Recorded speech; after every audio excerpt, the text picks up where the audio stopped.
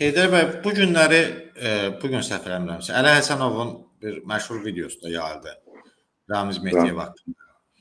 O video ilə bağlı sizin münasibətinizi bilmək istəyərdim. Bəs bu yaxınlarda o həm də bir müsahibə vermişdi. O tele şeylərə, nədir bu? O saytlara bir müsahibə vermişdi.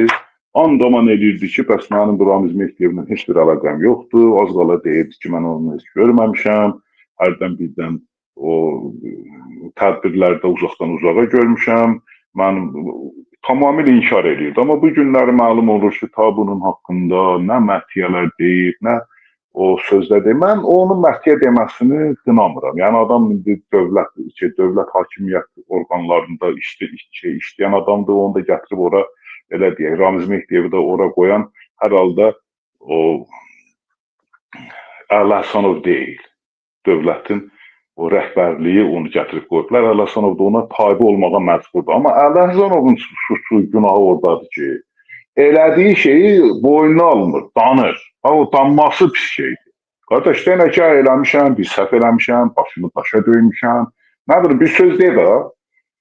Deyən ki, mən məcbur idim, bunu eləmişəm. Amma sən durursan, deyirsən ki, mən bunu eləməmişəm, mən onu heç görməmişəm.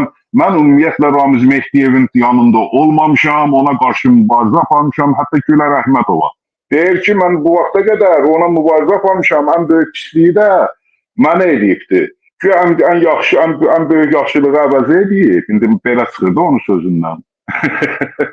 O basıqlama özdə Gülərin də belə o xüsusi roluyla da indi belə deyək. Amma Gülər də bundan ən böyük zərarı çəkir. Və ona pul yığan kim idi, deputatlıq sövdələşməsini aparan kim idi, yəqin əvəzindən mən imişəm, bir də sən imişsən, indi bilmirəm. Yəni, bunların pis səhəti budur. Denir ki, eləmişik, bəli, səhv eləmişik, başa düşməmişik, dövlət ərkanıdır, bizə əmr edibdir, getmişik, bu səhv eləmişik, ona qarşı çıxa bilməmişik. Yəni, bunu belə deyir ha. Amma indi durur, hamı başlayır özünün o, nə bilim, o müqəddəsliyindən, heç bir günah işlətmə məsumluğundan danışırlar. İndi birazdan hətta o Adel Məhərrəmov da çıxacaq, başlayacaq, o da şeyin qabırğasına döşəməyə, nədir, Ramiz Mehdiyevin. Halbuki bu həmən Adel, o bizim o yazıq, o Şeyxülislamı da oturtmuşdu təyyarəyə də çaxır apardı İspaniyaya, özdə dini bir o tədbirə gedirdilər şeylə bərabər, nədir, bizim Şeyxlə bərabər, Şeyxülislam Allah şükür Paşazadə ilə bərabər.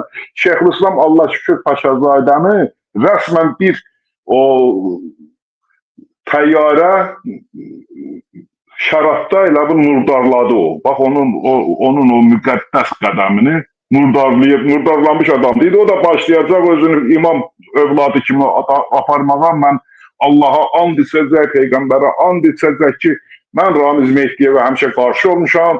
Elə bir ki, onun sağlığına bayidə qaldıran bu deyildi. Başlayacaq, deyəcək, mən ürəyimdə onu söyürdüm. Nə olar ki, dilimdə onun haqqında yaxşı söz edir. İndi bunlar simasız insanlardılar. Yəni, bunların simasızlıqları orada özünü göstərir ki, üzdə birdirlər, içlərində birdirlər və yaxud içlərin hər ana görə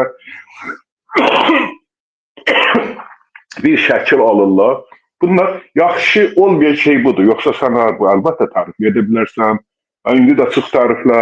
Mən sevinərəm ki, həmən Əli Həsənov çıxa, deyək ki, halal olsun, o Ramiz Mehdiyevə yaşasın Ramiz Mehdiyev, o mənim həmişə liderimə, belə denə, mən deyim, sən layiqətdə adamsan. Amma sən elə demirsən, axı.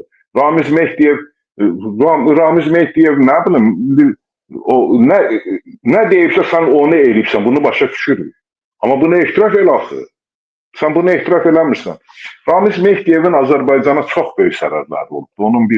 Mən də onun bir kitabını oxuyurdum. Yəni, əvvəl oxumuşdum yenə. Kitab deyəndə bir məqaləsini, onun da məqalələri kitab boydadır.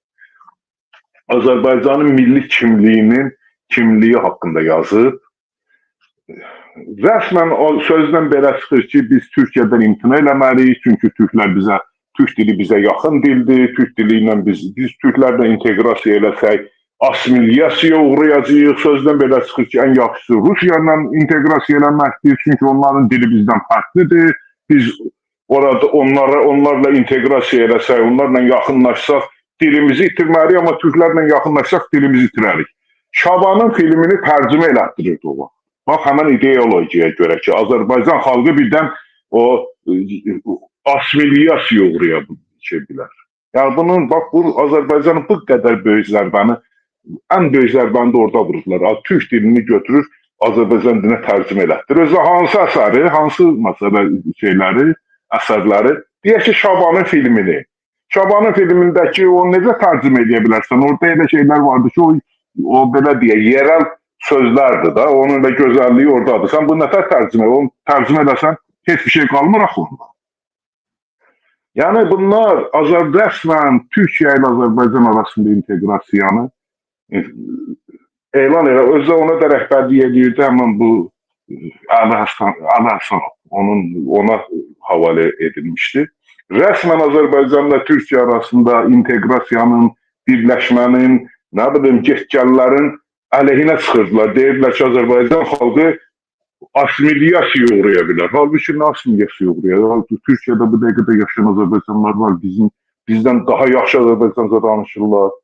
Və yaxud o eyni dildir da, indi biz gedirəm deyirik, onlar gediyorum deyirlər. Ondan başqa bir fərqimiz də yox. Biz də gediyorum desək yön olacaq. Və yaxud onlar gedirəm desək yön olacaq. Bu assimiliyasiya mı oldu? Sən hansı assimiliyasiyadan danışırsan ki, ikisi də türkdür.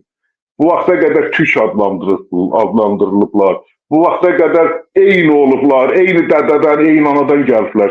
Bunlara qarşı çıxır, deyir, amma biz Rusiya ilə rahatlıqla inteqrasiya oluna bilərik, çünki onlar Rusdur, biz Azərbaycanlı, onlar bizi assimiliyasiya uğrada bilir. Halbuki tamamilə tərsinə sözlər deyirdilər. Həm Ramiz Mehdiyev deyirdi, həm Əli Həsənov deyirdi. Sonra da məlum oldu ki, Əli Həsənovun milyardlarla dollarlıq mənimsəyibdir.